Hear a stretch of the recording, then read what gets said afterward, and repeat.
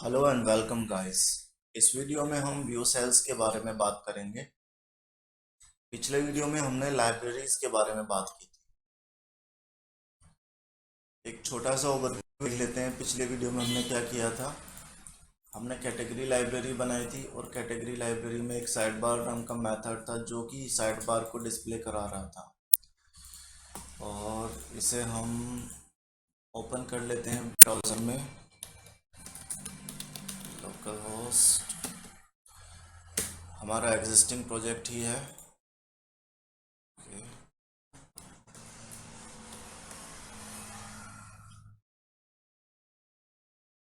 Home user data. तो ये जो साइड बार है हमारा, ये लाइब्रेरी के थ्रू आ रहा था। अब यहाँ पर हमें क्या करना होता था कि लाइब्रेरी का, अगर मैं होम में आता हूँ और यूज़र डेटा के अंदर मैं देखता हूँ, तो यहाँ पर मुझे इस फंक्शन को, लाइब्रेरी के फंक्शन को कॉल करके उसे एक वेरिएबल में सेव करा के उसे व्यू में भेजना होता था। तब जाके मैं उसे व्यू में डिस्प्ले कर रहा था। अगर हमें इसे पूरे प्रोसीजर को ही हटाना है, हम ऐसे नहीं करना चाहते कि भाई हम फंक्शन कॉल करें और फिर उसे एक वेरिएबल में सेव करें और उस वेरिएबल को फिर हम व्यू में पास करा के उसे व्यू के अंदर जाके हम डिस्प्ले कराएं। जैसे यहाँ पर हमने इसे डिस्प्ले कराया है व्यू में। तो ऐसे हम नहीं करना चाहते हैं। अब हम क्या चाहते हैं कि डायरेक्टली जो साइड बार है वो डिस्प्ले हो जाए व्यू के अंदर। तो एक विजेट की तरह, मतलब जहाँ भी हम चाहते हैं बस व्यू में वहाँ पर एक फंक्शन कॉल करें और वो फंक्शन एक व्यू को वहाँ पर डेटा को डिस्प्ले कर दे लाइब्रेरी के थ्रू। अब मेरे पास ये कैटेगरी लाइब्रेरी है, मेरे पास साइड बार मेथड है, इसका साइड बार मेथड है और इसके बाद मेरे पास शो व्यू है। शो व्यू के अंदर मैं साइड बार को डिस्प्ले करना चाहता हूँ। तो इसके लिए यहाँ पर एक फंक्शन होता है व्यू सेल्स। इसको हम इसकी डॉक्यूमेंटेशन पे भी देख लेते हैं।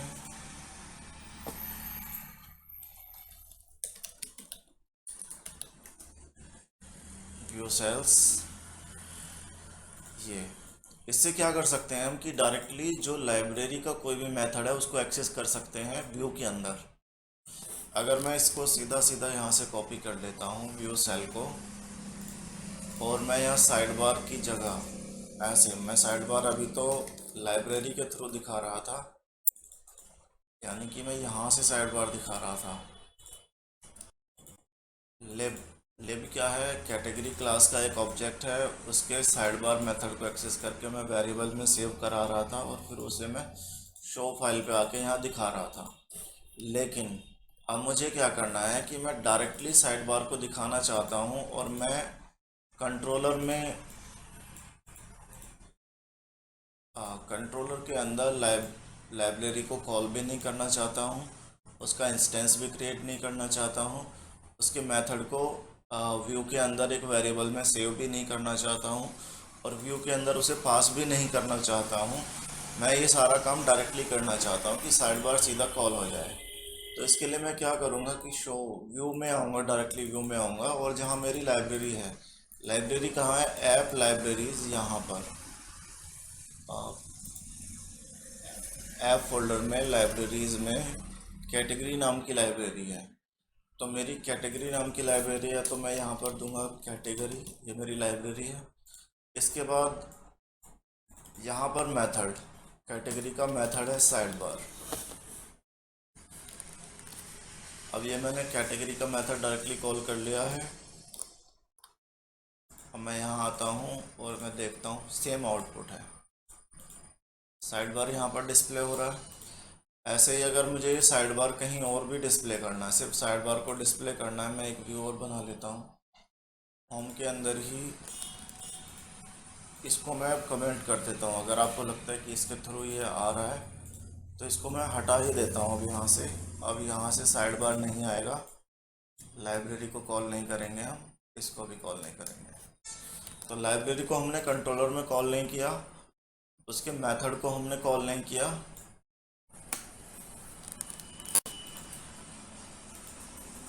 और शो के अंदर हमने डायरेक्टली लाइब्रेरी के मेथड को व्यू सेल के अंदर कॉल किया है और इससे ही आउटपुट जनरेट हो जाएगा। और ये व्यू के अंदर हम कहीं भी रख सकते हैं, किसी भी व्यू फाइल में हम इस फंक्शन को व्यू सेल फंक्शन को डायरेक्टली कॉल करा सकते हैं। ये देखिए आउटपुट सेम है, मैंने लाइब्रेरी को हटा दिया है कंट्रोलर से, फिर भी आउटपुट सेम है। अच्छा, अगर मैं ऐसे कोई दूसरा मेथड बना लेता हूँ जिसमें सिर्फ कैटेगरी डिस्प्ले हो, या फिर अगर मैं साइड बार में कुछ चेंज करता हूँ, मान लो मुझे ऊपर के दो लिंक चाहिए ही नहीं, बस मैं कैटेगरीज ही करना चाहता हूँ, तो ऊपर के दो लिंक हट गए। तो साइड बार मेथड को हम लाइब्रेरी के साइड बार मेथड को या किसी भी मेथड को हम बार बार एक्सेस कर सकते हैं व्यू में, और कितने भी व्यूज़ में एक्सेस कर सकते हैं। इससे कोड रीयूजेबिलिटी बढ़ जाती है और हमें इंस्टेंस भी क्रिएट नहीं करना पड़ता लाइब्रेरी का, और उसके मेथड का जो आउटपुट, जो भी मेथड से आउटपुट जनरेट होता है लाइब्रेरी के मेथड से, उसको किसी वेरिएबल में सेव करा के व्यू में पास कराना नहीं पड़ता है। ये सारे जो टास्क हैं हमारे बच जाते हैं, इनका हमें यूज़ नहीं करना पड़ता है। तो ये काफ़ी हैंडी फंक्शन है, व्यू सेल काफ़ी हैंडी फंक्शन है। अगर मैं इसी को 10 जगह 10 बार कॉल करा दूं तो आउटपुट 10 बार आएगा। मान लो मैं यहाँ पर करा देता हूँ, इसे एक बार लास्ट में भी करा देता हूँ, तो यहाँ पर भी आ गया ये। मेथड एक ही है लेकिन बार बार वो आउटपुट को जनरेट कर रहा है, तो इससे हम कितनी भी जगह हम इसे यूज़ कर सकते हैं। अगर मैं इसे 10 बार कॉल कराऊंगा, सपोज 5 बार कॉल करा देते हैं, तो आउटपुट 5 बार आ जाएगा। तो ये जो कोड है वो रीयूज़ हो रहा है और बार बार हम इसे यूज़ कर सकते हैं। ऐसे ही अगर हमें कोई और आउटपुट दिखाना है, कि मान लो सिर्फ हमें HTML दिखाना है, HTML में सिर्फ यहाँ पे दिखाना चाहता हूँ कैटेगरी में, तो मैं HTML नाम का एक मेथड बना दूँगा यहाँ पर, पब्लिक फंक्शन HTML,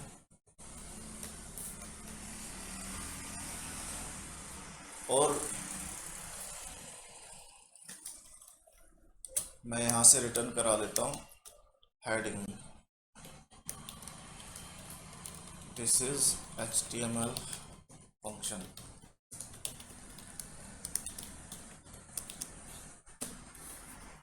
ये मैंने किया,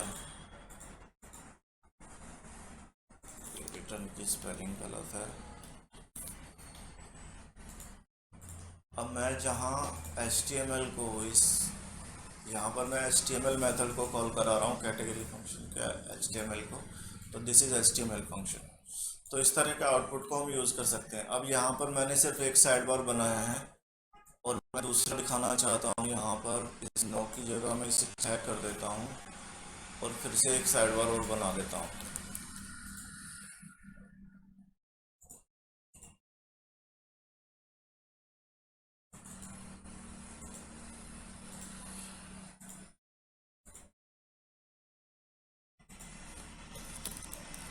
और यहाँ पे मैं HTML दिखा देता हूँ दूसरे साइड बार में।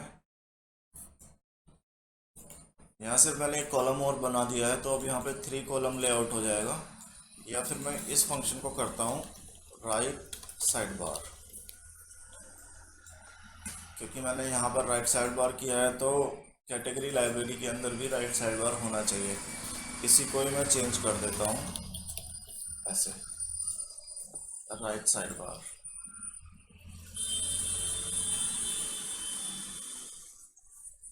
कुछ तो गड़बड़ हुई है लेआउट में, शायद हमें यहाँ पर रखना था इसे टेबल, ये इसके बाद यहाँ पर हमें इसे रखना था। ये बूटस्ट्रैप की HTML की प्रॉब्लम है, PHP का इससे कुछ लेना देना नहीं है। ये आ गया यहाँ पे, ये राइट में आ गया। अब मैं यहाँ पर इसके आउटपुट में चेंज करता हूँ कि this is right side bar, या सेम मैं ये दिखा देता हूँ कि हाय या वेलकम गेस्ट मैं दिखा देता हूँ।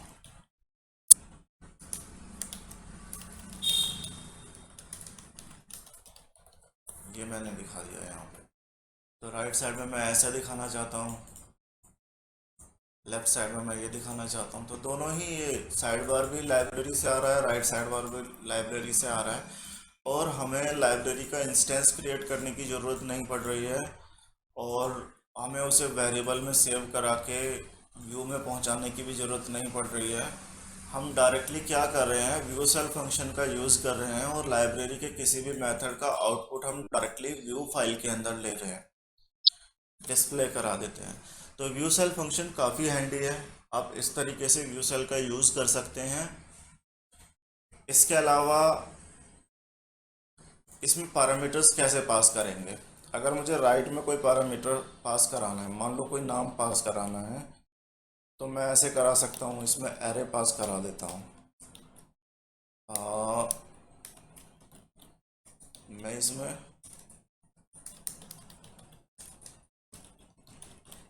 ऐसे प्रोग्रामर मैंने पास करा दिया यहाँ पर। और कैटेगरी में क्या होगा कि मैं यहाँ राइट साइड बार जो भी है ये पास कराऊंगा। अब इसको देख लेते हैं कि यहाँ पर क्या आया होगा, प्रिंट आउट करके देख लेते हैं पैरामीटर्स में। अब यहाँ देखने की चीज़ है कि ये मेथड है हमारा, इसके बाद हम एरे पास करा देते हैं, जो एरे के इंडेक्स है वो अपने आप ही वेरिएबल बन जाने चाहिए। जैसे कि नेम वहाँ पे चला गया, पर प्रोग्रामर्स पूरी की पूरी एरे पैरामीटर्स एरे में कन्वर्ट हो गई है। ये जो एरे है, ये पैरामीटर्स की जो एरे है जो हमने व्यू सेल फंक्शन के अंदर पास कराई है, वही लाइब्रेरी के पैरामीटर्स में जो राइट्स लाइब्रेरी का जो मेथड है उसके पैरामीटर्स है वहाँ पर पहुँच जाती है। अगर मुझे इसे यूज़ करना है, मान लो मुझे सीधा सीधा इसे यूज़ करना है कि कोई भी वेरिएबल मुझे वहाँ से पास कराकर यहाँ पहुँचाना है, तो मैं क्या करूँगा कि वेलकम, क्योंकि उस पर एक नाम आ गया है ना, परम्स, नेम नाम का इंडेक्स है।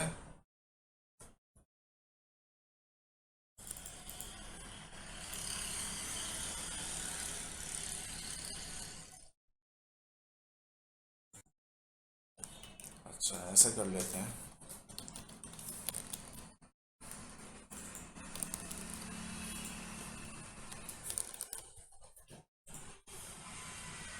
ये हमने करा दिया, इसको हटा भी सकते हैं क्योंकि डबल कोट्स के अंदर है। अगर मैं अब आता हूँ तो वेलकम प्रोग्रामर्स, ये प्रोग्रामर्स कहाँ से आ रहा है, हमारा व्यू सेल से आ रहा है। व्यू सेल में हमने नेम की वैल्यू प्रोग्रामर्स रखी है, और यहाँ पे हम नेम को ही एक्सेस कर रहे हैं, नेम पैरामीटर को, पैरामीटर्स के अंदर नेम इंडेक्स को, तो उसको हमने नेम में असाइन किया और उस नेम को हमने डिस्प्ले करा दिया। या हाय लिख देते हैं यहाँ पर, हाय प्रोग्रामर्स। ये चेंज हो गया उस तरीके से। ये थोड़ा बड़ा दिख रहा है, इसको चेंज कर लेते हैं ताकि एक ही लाइन में आ जाए, हाय प्रोग्रामर्स, ऐसे।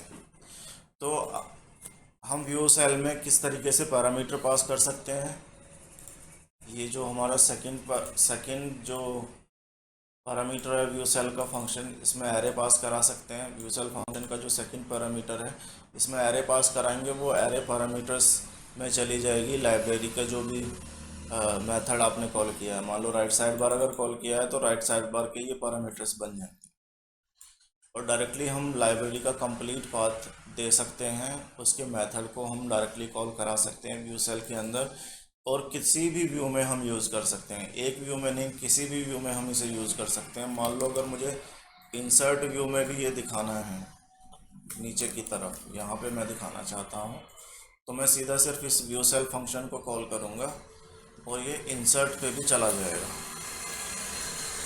ये आ गया यहाँ पर। अगर मुझे इसे टॉप पर दिखाना है तो मैं यहाँ से उठाऊँगा इसे और इसे मैं टॉप पर यहाँ रख दूँगा।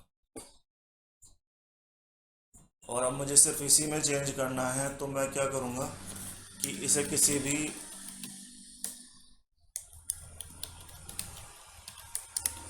बूटस्ट्रैप क्लास का यूज़ किया है मैंने, या बूटस्ट्रैप पे देख सकते हैं, ताकि वो सेंटर में दिखे। बस इतना ही मैं करना चाह रहा था। और इसमें पैडिंग दे देते हैं py5। अब ये ऐसा बन गया। या फिर इसको हम प्रोग्रामर्स पे के अलावा और कुछ भी करना चाहते हैं तो शो पे मैं आ रहा हूँ, इंसर्ट पे मैं आ रहा हूँ, साइड बार पे मैं आता हूँ।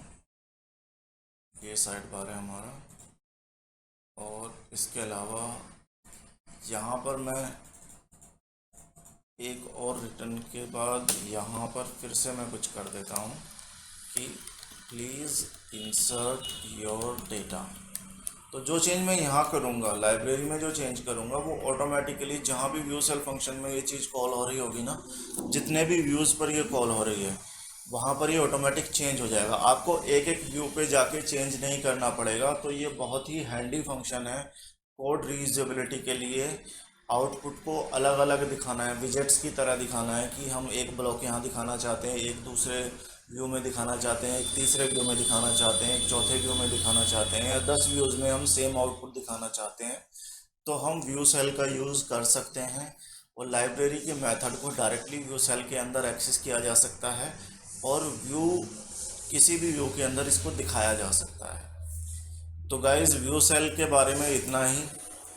मिलते हैं नेक्स्ट वीडियो में। अगर आपने चैनल को सब्सक्राइब नहीं किया है तो प्लीज़ सब्सक्राइब कर लें ताकि नई वीडियोस आप तक पहुंचती रहें। Thank you.